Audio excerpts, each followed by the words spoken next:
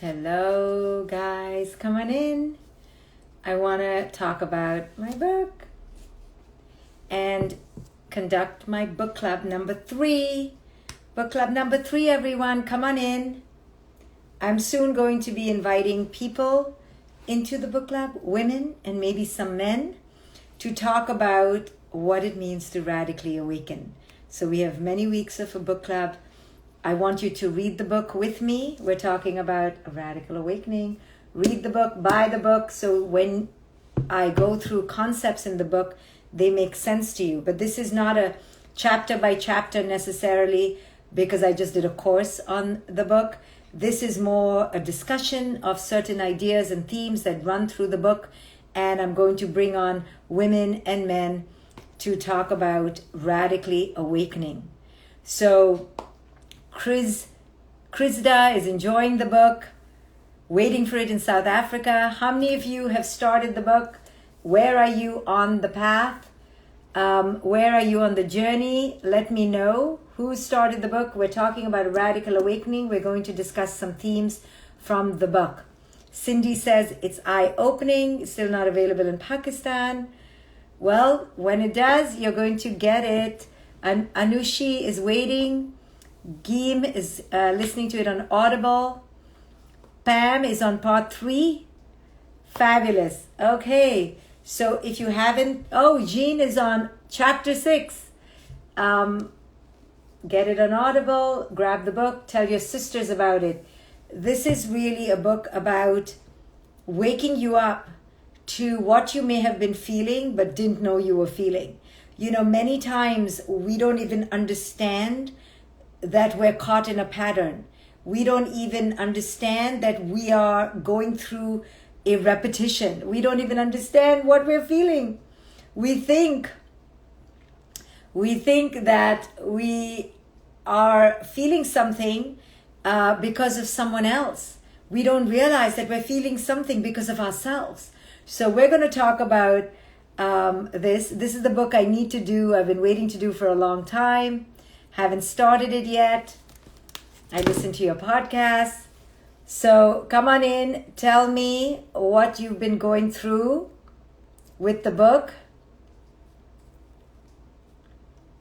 Perfect. Okay, I'm just putting all my zingers and ringers off. Okay, so let's go into what I discussed yesterday about this idea of soulmate and that there isn't really a soulmate. So I recently said this to one of my clients and their entire face shrunk. They were like, what do you mean? And they were waiting for their soulmate. So I said, would you rather wait for someone fictitious or would you rather now stop waiting and feel happy about the fact that you're not going to waste your time? And she was like, I don't know. And I said, the reason why you're not happy about this idea that there is no soulmate is because you're attached to an idea about it. You're attached to the belief system. And because of that, you aren't clear. You aren't aware that actually this belief system is shackling you. So this is what happens. Our belief systems shackle us. But the tragedy is that we don't even know we have a belief system. We think our belief system is reality. This is the ultimate tragedy.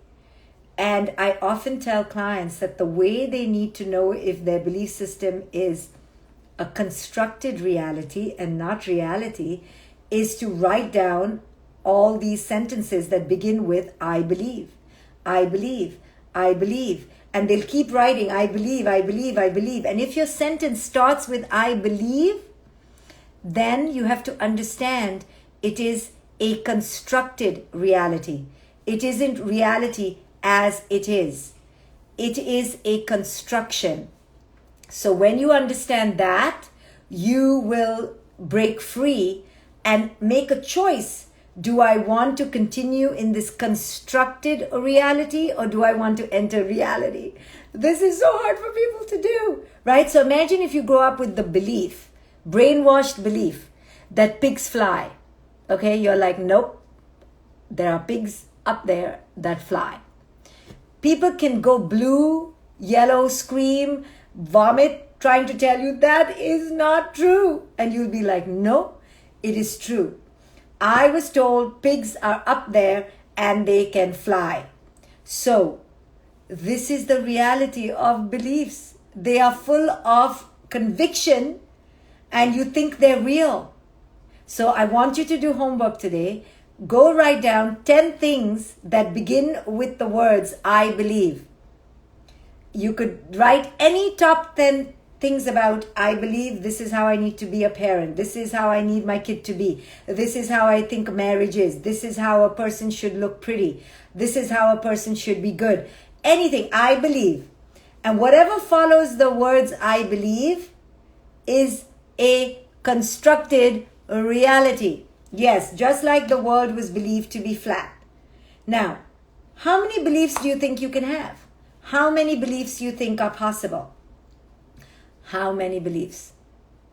I believe I'm worthy of love and respect. Yes, that's not exactly a fictitious belief, but so you can say, I know I am worthy of love and respect. That is a truth, right? So how many beliefs do you think we can have? Unlimited. You said it. You can, no. So Helen, I believe we are all connected and a global community. No, that's the truth. We are connected. You can't say really, I believe in the law of gravity. That's a knowing. Certain things are a fact, right? The fact that we are genetically more similar than we're dissimilar is not a belief. It's a fact. The idea that the sun comes up every day is not a belief. It's a knowing. It's not an idea that comes from a belief. It is the truth.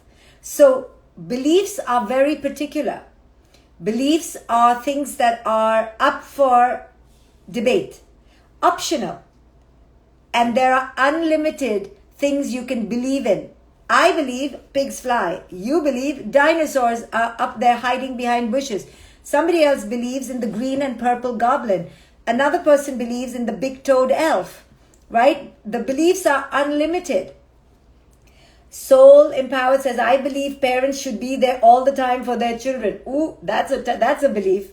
I don't know whether it's true, because what if the parent is abusive? Do you believe that the parent should be there with their children? That belief is really going to trap us. What if the parent is abusive? What is if the parent is violent? So it's not a blanket statement. When you can say something is unequivocally reality, then you can let go of the belief. Otherwise, it's a belief. So to say that I believe that my partner should love me forever. Okay, go ahead, have a good belief. 2 thumbs up for your belief. I believe that parents should be there for their children forever. Okay, I don't know about that, because not every parent should be a parent and not every parent should be there for their child forever. I have a belief that I owe my children because I brought them into the world. Very good. What do you owe them? What do you owe them? Right? So be careful. We say things and they're full of hidden meaning and they have dangerous meaning. What do we owe our children? What do we owe them? Owe them what? Half the time we're giving them unconscious pain. So the only thing we owe them is our liberation, is our consciousness. Right? I believe in truth. Truth about what? Right? So everything has to be very specific. All beliefs are ultimately systems that come from constructions. They may not be real. Real is what you can observe and there is no debate. You don't say, I believe in, in rain. No, it's either raining or not. I believe in that. I believe it's raining. Do you ever say, I believe it's raining? I believe it's sunlight right now. I believe that's sunlight, right? You don't. It is what it is. So how do you discern between beliefs and known truths? Very few things are reality as it is compared to the number of beliefs we have. Reality as it is very simple. It is what it is. When it's raining, there's no need to believe. Do you believe it's raining? If you ask a 5-year-old, do you believe it's raining? The kid will be like, it's raining. So But the fact that we call it rain, it doesn't mean that it's rain, right? It's a name we've given. So we give names to things. Those are subjective. Every culture has a different name for the rain. But the fact that it's rain, as in water condensation, is indisputable. So you believe you are worthy of love and respect, right? Somebody writes. What does that mean? You know you are worthy of love and respect. It doesn't have to be a belief. You know it. But does that mean that other people need to give it to you? No.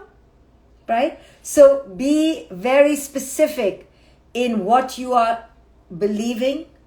And if you are believing in something that is up for debate, understand that it is a constructed belief. It's not a reality. It's a constructed reality.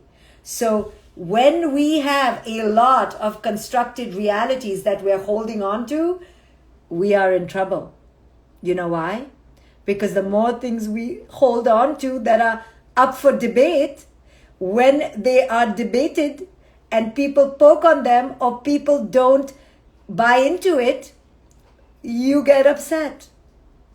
Give us more examples of constructed belief. Better not to use the word belief. Yes, better not to have beliefs. The Buddha was wise. The Buddha, that guy there, apparently. I don't know. Maybe he wasn't called the Buddha, but we call that guy Buddha. The Buddhists will be angry with me now because I was pointing. Anyway, that guy, he said that nirvana is the extinction of all beliefs. He was wise. He was like, the less you believe, the better. Because the minute you believe in your beliefs, which are all up for grabs, you suffer and you cause separation. Beliefs are all things that are up for grabs, guys. Okay? So, for example, you believe a pretty woman should have blonde hair and blue eyes. Belief. You believe that a strong man is tall and wealthy. That's a belief. You believe that an intelligent kid is one who gets A grades. Belief. You believe that life is suffering. You believe that happiness is a goal. You believe that being skinny is lovely. You believe that being white is amazing. You believe that you must achieve in order to be successful. All these things, right? Should we believe in ourselves? Now, that is, should you know yourself? If you know yourself, you know yourself. You know, you don't have to even believe in yourself. You just know. So, I'm just reading. Beliefs shape our perception of reality. Exactly. And because our beliefs are coming from pigs can fly to, there is no such thing as evolution, right? People believe anything. They can get dangerous and they shape your behavior and they shape your reality. And then you have fights with other people based on person X's belief and person Y's belief. Person X is like, no, pigs fly. And person Y is, no, goblins fly. Right? Purple-toed goblins. Right? It's like crazy and crazier. But that's what this world is about. This world is about crazy fighting crazy. Everyone having an ideological warfare over constructed reality. Now, people don't like to hear this because they don't believe that their beliefs are beliefs. They believe that their beliefs are true. But they keep using the word belief. If it's a truth, if it's a knowing, you don't have to say I believe. But they use the word believe because they know it's a belief. Means it's up for grabs. And just sometimes when I say that, can you just possibly consider that your beliefs are constructed? Oh, trouble, trouble, trouble. I'm in trouble. Anyway, so we were raised with our parents' beliefs. Now, just there should make you want to check all your beliefs. Just there, you should stop and go, what? Most of my beliefs are from my parents? Let me reconsider my beliefs.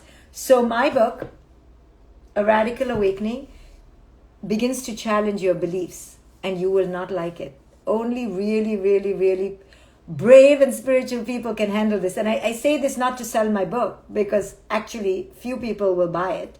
Because by part 3, I'm poking all your belief systems, I'm making them fall apart. You're not going to be happy.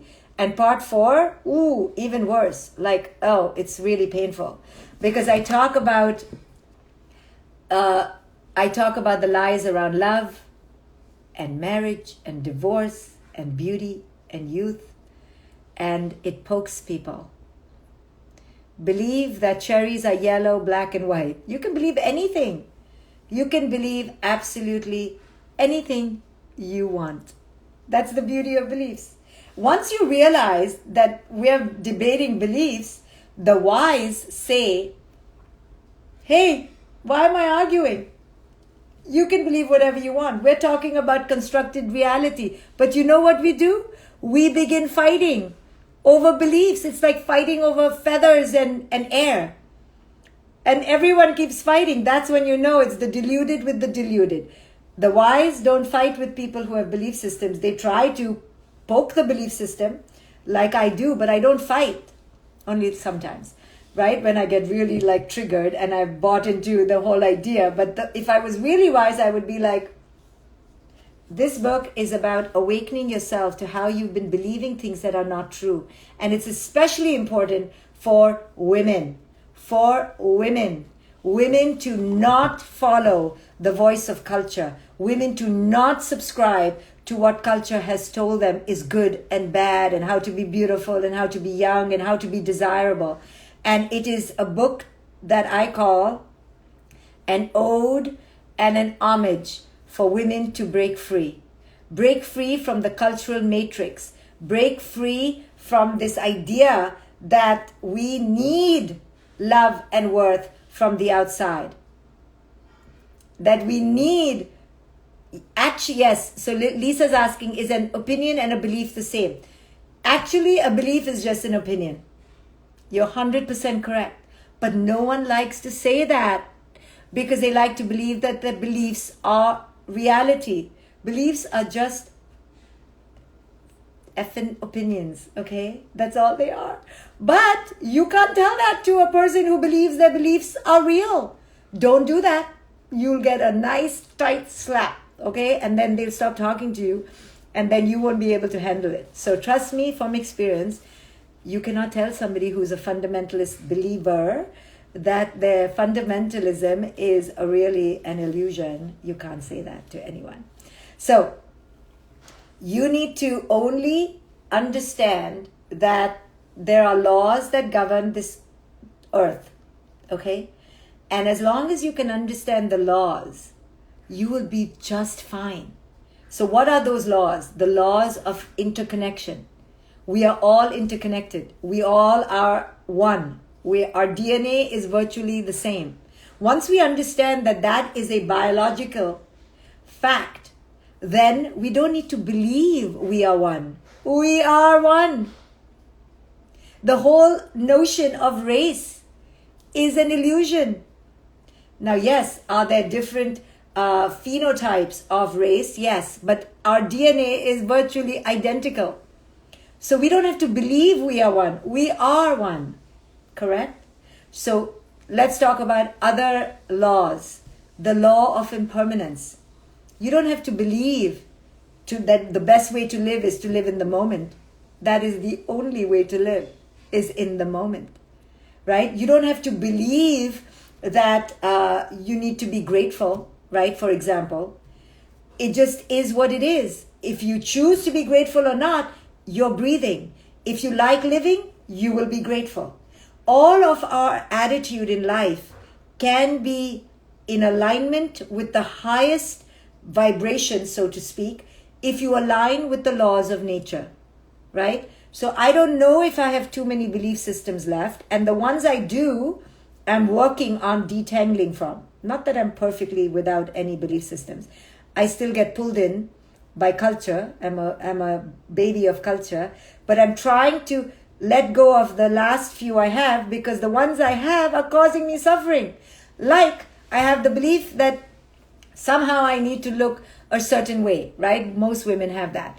And as we're growing older, we're like, oh my God, I have white hair. So I have a belief that, oh my goodness, I can't show my white hair. Okay, so now I'm confessing. I'm working on that because every time I see white hair, I'm like, ooh. And that causes me suffering only because I believe I shouldn't show that I'm actually 48 years old, going to be 49 next freaking month. Right? So I'm working on it. So, but I don't have too many other belief systems left. And guess what? When you're without belief systems, you have freedom. Freedom. What about the belief system that your partner needs to love you a particular way? Or your children need to love you a particular way? If you have the belief system that your children need to call you on Mother's Day, that means you're a good mother, and your kid doesn't call you on Mother's Day, now you're suffering. But what if you didn't have the belief system in the first place? Liberation. You see? Let go of your belief systems. Let go of your attachments. This is what the Buddha in the corner there taught. He taught that nirvana is the extinction of beliefs. Wise people have few beliefs. Wise people just follow the laws of nature. In the present, right here, right now, there's no time zone on the future or the past. The only focus is here now. Life is impermanent. I'm irrelevant anyway.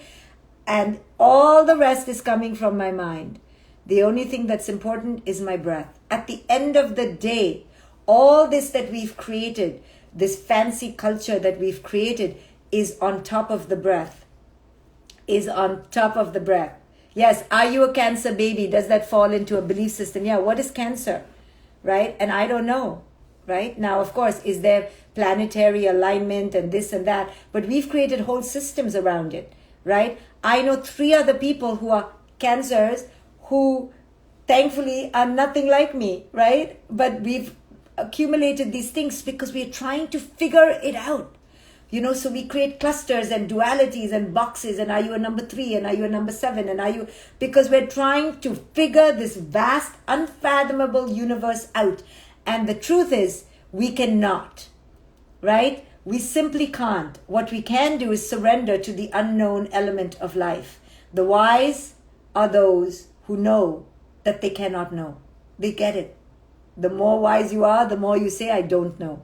And the more powerful you feel in that, because you're not attached to the knowing, right? The reason we have everything in boxes, mostly dualistic, good and bad, fat and thin, rich and poor, beautiful and ugly, mostly dualistic boxes, is because we cannot tolerate that there is no duality. Everything is non-dual, meaning everything is cause and effect and moving pieces. There is no beginning, there is no end. There was never a starting point, there will not be an end point. But because we want to know what the starting point was, because we want to know what we don't know, we have created all this drama and all these categories and fancy and belief systems and houses and institutions, all because we cannot surrender to this moment in time. To this moment in time. So this book, A Radical Awakening, is a rude awakening to take you out of your belief systems so that you can enter the present moment, so that you can enter the understanding that all we have is the now. And when you enter the now, you don't need to grasp on to the next moment. You are in alignment with the present, and the present moment alignment takes you to the next moment, takes you to the next moment, and to the next. And that's how you live an aligned life. But our belief systems create this illusion of knowing that life should be like this. And at 22, I will meet Mr. or Miss, Prince or Princess Charming, and then I will have 16 grandchildren by the age of 45, and so on and so on. And I will be this wealthy, and I will be this, and my children will be this. And so when we live like that, according to prescriptions, we, in one way, give ourselves an illusion of control. But it's an illusion. I named my daughter Maya because I wanted to remind myself of the illusion of the illusion. So I needed to remind myself that it's all an illusion, so I called her Maya. Talk about exploitation. I called her illusion for me. Because anyway, I was having a child for me. So let's use the fact that she can remind me that I had a child for me. So I don't forget and pretend that I had a child for her. Because she didn't ask me to come. I didn't remember her writing me a letter saying, please can you give birth to me and call me Maya? No. This just happened between me and my partner in a moment of sexual desire, and boom, there she came, because we wanted a child. So the illusion that I had a baby for the baby's sake is completely, the illusion of that is deluded. And most parents have the delusion that they had the children because the children wanted to come into the world. So then once you have that trip, once you're on that trip, then you're like, and then I bought a piano for my 16-month-old because I wanted the child to be exposed to music. Then they're having fights over piano. And then I bought a trombone because I wanted my child to have a wind instrument. Then they're having fights over the trombone. Everything is coming from the parent's mind, but they're projecting as if it's coming from the child, because the original part was a delusion that you were having a child for the child. No, you were having a child for yourself. So in these ways, we've been living under a bubble, under a cloud of narcissistic superiority, that we are here and we're completely correct, and our beliefs are ours, and our beliefs are knowing, and our children are ours, and we know what to do with them. So only when we can truly see how we've been living in this pattern of narcissism will we be able to dare to let it go and truly enter a state of unconditional love for our children, our partners, and each other. The reason we don't unconditionally love each other is because most of us have the belief that our beliefs are knowing. We have the belief that our beliefs are knowing. And that is where the ego is completely rigid and narcissistic, and we screw it all up. And we cannot have unconditional love as long as our beliefs are unexamined and we believe that our beliefs are knowing. It is only when we understand that our beliefs are beliefs, therefore conditioned, constructed reality, and not reality as it is, we will keep the spiral of interpersonal separation, interpersonal violence, interpersonal abuse going. Because take a parent, for example, who whips their child. That parent is not necessarily evil.